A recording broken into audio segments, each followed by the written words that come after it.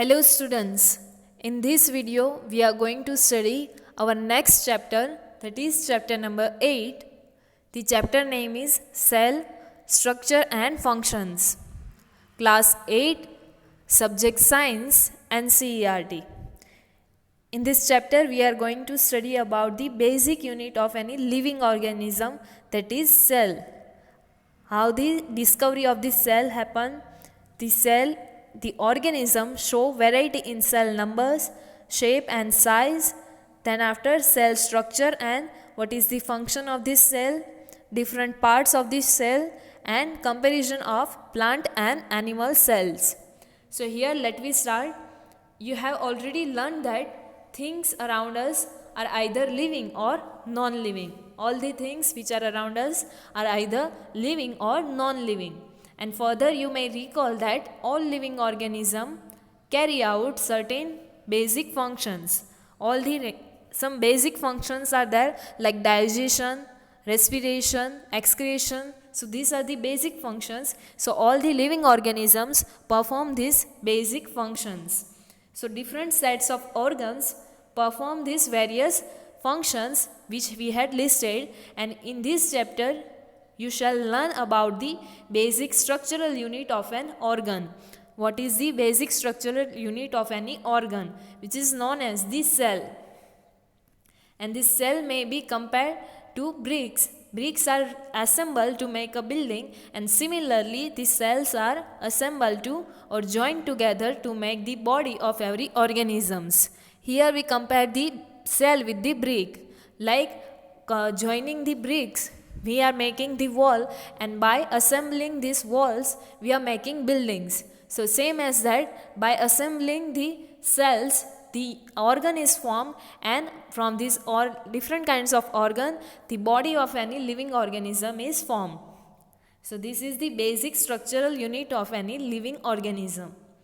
So how this, now let we see the discovery of the cell happen.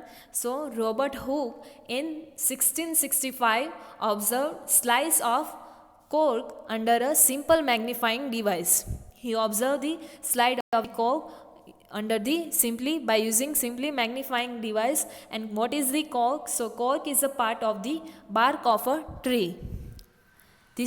Cork is a part of the skin of the bark of the tree. And he took thin slice of this cork and observed them under a microscope. And then after he noticed that boxes or some partitions are there, or boxes, or you can say compartments are there in this cork slice, like this one. Cork cells as observed by the Robert Hooke. And Robert Hooke and these boxes appear like a honeycomb. Here you can see that these boxes are look like the honeycomb, and he also noticed that one box was separated from the other by the wall or partition. Here you can see that the boxes are like this one. So these all boxes are separated by the wall or partition. So this is the wall or partition of the box, you can say. And Hooke coined or named this term as the cell for each box. For one box he said that it is the cell, or he gave the name cell. So now what Hooke observed as box or cells in the cork were actually dead cells. And what is this cells? So they are the dead cells of this bark of the tree. Now cells of living organism could be observed only after the discovery of improved microscope. After the discovery of the microscope, we were able to see the cells of the living organism, and very little was known about the cell for the next 150 years after the Robert Hooke's observation. After the Robert Hooke's observation, after 150 years, we can get only some few information about this cell. And today we know a lot about the cell structure, what is their functions, because of the improved microscope having high magnification power. Magnification power, that means the power by which we can see the objects by zooming them, or we can say in the large form. So now we have the many information about these cells, their structure and their functions. So now let we see what is the cell. So the cell, both bricks in the building and cells in the living organism are basic structural units. And the building through, though built of similar bricks have the different designs, shapes and size. Similarly, the living world organism differ from one another, but all are made up of cells. And these cells in the living organisms are complex living structure unlike non-living bricks. The structure of this living organism, that is cell, is complex as compared to the bricks and has same kind of bricks like this, same kind of bricks. If we arrange it in the different manner, then we will find the difference in design, shape and size. The same as like that, we can find also there is the difference in design, shape and size of these cells. Here the cells for the onion peel is shown to you. These all are the cell. This one is the one cell, second number, like that. These are the different cells, as here bricks are there in the wall. Now Paheli has some question that a hen's egg can be seen easily. So is it a cell or a group of cells? We know that the hen's egg we can see easily. So is it a cell, single cell, or it is a group of a cell? So here the answer is given to you that the egg of a hen represents a single cell and is big enough to see by the unaided eyes. The egg of the hen is a single cell and we can see, or it is a big enough that we can see without using any microscope or magnifying device. So it is the single cell. So this is about cell. Now let me see organisms, which shows variety in cell numbers, shape and size. So how do scientists observe and study the living cells? So they use microscopes which magnify, or we had seen earlier that which shows in large manner the cells. It shows or magnify or zoom the cells, and stains, or you can say dyes or colors. So they are used these dyes to color the parts of the cell and to study their detailed structure. This is how they are observing these cells. And there are millions of living organisms and they are of different shapes and size. And their organs also vary in shape, size and number of cells. They have also different organs and these organs also has different shape, size and number of cells. So now let us study more about some of them. So here first we will study about number of cells. So now can you guess the number of cells in a tall tree or in a huge animal like elephant? So the number of cell runs into millions, billions or in trillions even. Millions, that means 10 raised to 6. After 1 there are 6 zeros. Billions, that means 10 raised to 9. After 1, 9 zeros are there. And trillions, that means 10 raised to 12. After 1, 12 zeros are there. So the number of cells in living organism or animals or tall tree like elephants, animals like elephant and tall tree, the number of cells are this much. So they vary in shapes and size, also in numbers, and different groups of cells perform a variety of functions. Each group performs variety of or different functions. Here the relation between billion, trillion and million is given to you. 1 billion is 1,000 million and 1 trillion is 1,000 billion. That means million, that means 10 raised to 6, billion, that means 10 raised to 9 and trillion, that means 10 raised to 12.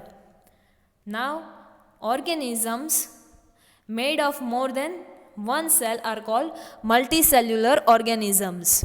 The organisms which are made up of more than one cell are called multicellular organism. Multi, that means many, and cellular, that means cell, many cell. That is known as the multicellular organisms. And the number of cells being less in smaller organism does not in any way affect the functioning of the organisms. If in any organisms the number of cells are less, then the number of these cells, it does not affect the functioning of that organism. And you will be surprised to know that an organism with billions of cells begins life as a single cell, which is fertile egg, and this fertile egg multiples, the number of cells increases as development proceeds. This animal or organism which has the billions of cells, they begin their life as the single cell, which is also known as the fertilized egg. And this fertilized egg cell this one cell multiple into numbers, and the number of cells increase, and it reaches up to billions and trillions as the development proceed or as the development process happen. Here two figures are given to you, so you have to look at this figure. Both these organisms are made up of single cell. So the single cell organisms are called unicellular organisms. The organisms which are made up of only one cell are known as the single cell organism. Unicellular organism, uni that means one and cellular that means cell. Here the pictures are shown to you. The first one is amoeba and next is paramecium. So this amoeba and paramecium are unicellular organism. Next is a single cell organism perform all the necessary functions that multicellular organisms perform. The functions which are performed by this single cellular organism and multicellular organisms are the same. Like a single cell organism like amoeba captures and digests food, it respires, excretes, grows and reproduces. However, it is a single cell, it performs these all functions. And similar functions in multicellular organisms are carried out by the groups of specialized cells forming different tissues. The special kind of or similar kind of cells form one group and which is known as the tissue. So these tissues perform specific function, and like these unicellular, the multicellular organisms also perform all the operations or functions like respires, excrete, grow, digestion of food, reproduction, etc. And this tissue further combine and it forms the organ, and at the end organ combines and it forms the organ system, and by this different organ system the body of our human being is formed or any other living organism is formed. Here one activity is given to you. Teacher may show a permanent slide of amoeba and paramecium under the microscope, and alternatively the teacher can collect pond water and show this organism by preparing the slide. So right now he cannot see that, but here in the picture as it is shown to you that amoeba looks like this. So it is the unicellular organism, and here we can see in the picture that its shapes is irregular. So it has the irregular shape, while paramecium looks like a slipper shape. So it is look like that, and we can say that amoeba and paramecium are full-fledged. That means organism which has the full facility or which performs all the functions. So these two are that kind of organism which are capable of independent existence. So this is amoeba and paramecium. In place of that we can also see the pond water on this slide. Next is shape of cells. We had seen number of cells. So now what is this shape of the cells? So refer to 8.3 figure. How do you define the shape of amoeba that we had seen? So you may say that the shape appears irregular, and in fact amoeba has no definite shape unlike other organism. Amoeba has the irregular shape. It do not have any definite or proper shape, and it keeps on changing its shapes. Observe the projections of varying length protruding out of its body. These are the projections which has the different length or whose length is different, and these are produced from this body of the amoeba. So this projection we had already studied, that is known as the pseudopodia. These projections are known as the pseudopodia, and what is the meaning of pseudopodia is given to you here. Pseudo that means false and podia that means feet. So these are also known as the false feet. We had already studied that in standard 7. And these projections appears and disappear as amoeba moves or feeds. These projections are appear and sometimes it also disappear as the amoeba moves from one place to another place or it feeds on any food. So now Paheli has one question that what the advantage does amoeba derive by changing shape? By changing the shape, what advantage will amoeba get? So here the answer is given to you by Bujaho that the change in shape is due to the formation of pseudopodia which facilitate or which helps the movement and help in capturing food. The irregular shape is because of this pseudopodia or false feet, and this false feet or pseudopodia help the amoeba in movement and to capture the food. Now next example of single cell is white blood cell. So white blood cell, which is also known as the WBC in human blood, is another example of a single cell and which can change its shape. It can also change the shape, but while WBC is a cell, amoeba is a full-fledged organism capable of independent existence. WBC is only cell, but amoeba is a single cell organism and it can be exist fully independent. It is independent, it has the independent existence. That means it can perform all the functions like excretion, reproduction, digestion by its own self. So it is the independent organism, single cell independent organism, while this WBC is the only single cell. Now what shape would you expect in organism with millions of cells? Examples are given to you, shows different cells such as blood, muscle and nerve of human being. The different shapes are related to their specific functions. Now what will you expect that the organism which has the millions of cells, what will be the shape of the cells and that organism? So these cells have the different shapes. Here some examples are shown to you. That is, this one is the spherical red blood cell. This one is the spindle shaped muscle cell. And this one is long branch nerve cell. So the shape of the cells are dependent on its specific functions or related to its specific functions.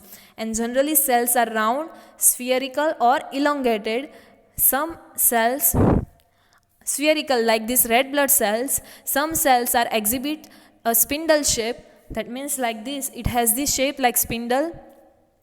Then after, some cells sometimes are quite long and some are branched like the nerve cells. Like this one, some cells are branched, has the projections like the branched, and the nerve cells receive and transfer. Here now the function of these nerve cells is given to you. Before that, let me see, this one is the spherical red blood cell. This one is the muscle cell which looks like a spindle structure. Now what is the spindle? Let me see. So this is the picture of spindle. In early time, the people were using this spindle to make the yarn from the fibers. So the muscle cells looks like this spindle which are pointed on both the sides. So this is known as also spindle muscle cells. So now let me see the function of nerve cell. So the nerve cell receives and transfer the messages, thereby helping to control and coordinate the working of different parts of the body.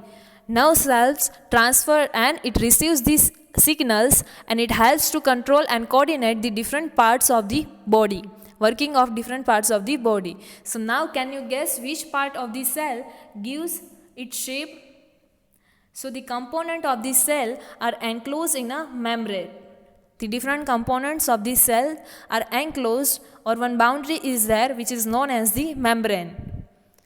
So this membrane provides shape to the cells of plants and animals. Cell wall is an additional covering over the cell membrane in plant cells. So one boundary is there which is known as the membrane, which is there in plants and animals, and it gives shape to these cells. Other than that, cell wall is the also additional covering over this cell membrane in plant cell. It is there only in the plant cells, and it gives shapes and rigidity, that means durability or strength to these cells. And bacterial cells also have this cell wall, but animal cells do not have the cell wall. So this is how these cells are different in shape from each other. Now let me next see the size of cells. So the size of cells in living organisms may be as small as millionth of a meter, or it can say micrometer or micron. Micrometer, that means 10 raised to minus 6 or 1 divided by 10 raised to 6. So that is known as the millionth or micrometer or micron. So the size of this cell is as small as this size or may be as large as few centimeters. It may be possible it is also larger, like few centimeters. And however, most of these cells are microscopic in size and are not visible to the unaided eyes. The most of the cells are smaller in size. We cannot see them with the naked eye, and they are microscopic. We have to use microscope to observe this kind of cells. They need to be enlarged or magnified by the microscope.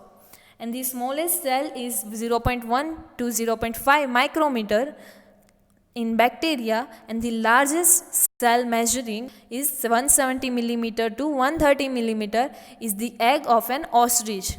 As we had seen, egg is the single cell, so the egg of the ostrich has the largest cell, and it is measured between measured with the 170 millimeter by 130 millimeter. Here one activity another given to you, that is activity number 8.2. For that you have to boil hen's egg and remove the shell. What do you observe? A white material surrounded the yellow part. You will, what is? Let me see. So if you will cut it in half, then you will observe that white material is surrounding the yellow part, and this white material is known as the albumin, which is solidified on the boiling. And the yellow part in between or in the center is known as the yolk. It is the part of the single cell, and you can observe here this single cell without any magnifying device. Now Paheli has the question that are the cells in an elephant larger than the cells in the rat?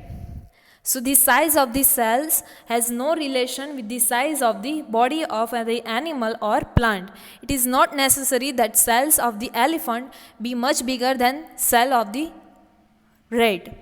So the size of the cell does not depend on the size of the animals or plants. The size of the cell is related to its function, as we had earlier already seen. For example, nerve cells both in the elephant and rat are long and branched. The nerve cell in both these animals are long and in the form of branches, and they perform the same function, that to transfer the messages. So the size of the cell depends on its functions. Now next is about cell structure and function. So you have learned that each living organism has many organs, and you have studied in class 7 about the digestive organ, which together constitute the digestive system. One similar kind, or the organ which perform one kind of operation particular, they combine to form the one system. Like the different organs which are involved in the digestion process, they form one system which is known as the digestive system. And each organ in this system performs different functions, such as digestion, assimilation, absorption, etc. And similarly, different organs of a plant perform specific or specialized functions.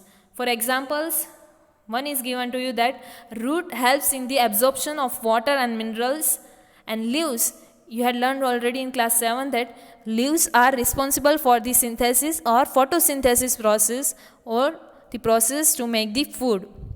So each organ performs its specific or specialized function. So each organ is further made up of smaller part called tissue. These organs are made up of tissues, and a tissue is group of similar cell. So now what is tissue? So it is a group of cells which perform a specific function. So now pahali get to know that an organ is made up of tissues, which is in turn are made up of cells. So at the end, this cell in a living organism is the basic structural unit. The cell is the basic structural unit. By combining or by forming a group, this cell make the tissue, and these tissues combining or forming a group, these tissues form the organ, and this organ form the organ system, and at the end different organ systems are combined together to form a body of any organism. So these are the things we had seen in this chapter till now about this cell, its shape, size, numbers, structure and function, and how it discovered. So in the next video we will see or we will study the remaining part of this chapter. Thank you.